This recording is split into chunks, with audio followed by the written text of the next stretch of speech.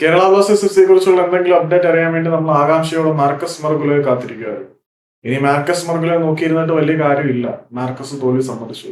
ബ്ലാസ്റ്റേഴ്സിന്റെ ആരാധകരെ സമാധാനിപ്പിക്കാനും സന്തോഷിക്കാനും വേണ്ടി, അല്ലെങ്കിൽ നിങ്ങളെ സഹായിക്കാൻ എനിക്ക് ആഗ്രഹം ഉണ്ടെങ്കിൽ തന്നെ എന്നെ കൊണ്ടൊന്നും പറ്റത്തില്ല.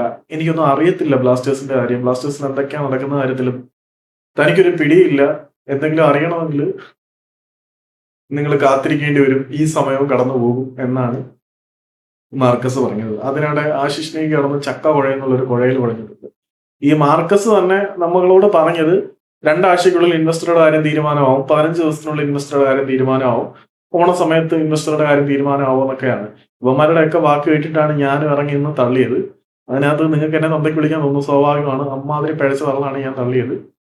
ഐ റിയലി ഓ ഞാൻ അപ്പോളജി. കൂടുതലൊന്നും പറയാനില്ല. അപ്പം ആശിഷ് നെയ്യുടെ കാര്യത്തിൽ ഇങ്ങനെയാണ് ഉണ്ടായത്. ബ്ലാസ്റ്റേഴ്സുമായിട്ട് ബന്ധപ്പെട്ട് ഒരുപാട് റിപ്പോർട്ടുകളും റൂമറുകളും ഒക്കെ വരുന്നുണ്ട്. പക്ഷെ ആർക്കും എന്തൊക്കെയാണ് നടക്കുന്നതെന്ന് അറിയത്തില്ല. റിയലി ബ്ലാസ്റ്റേഴ്സ് ഒരു അധോലോകം പോലെയാണ് പോയിക്കൊണ്ടിരിക്കുന്നത്.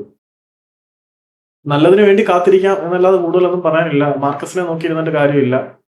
എന്താ നടക്കുന്നതെന്ന് അറിയത്തില്ല. ഈ സമയം കടന്നു പോകും, കാത്തിരിക്കുക അല്ലാതെ വേറെ വഴിയില്ലെന്നാണ് മാർക്കസ് പറയുന്നത്. അപ്പൊ തൽക്കാലം നമുക്ക് അത് തന്നെ ചെയ്യാം.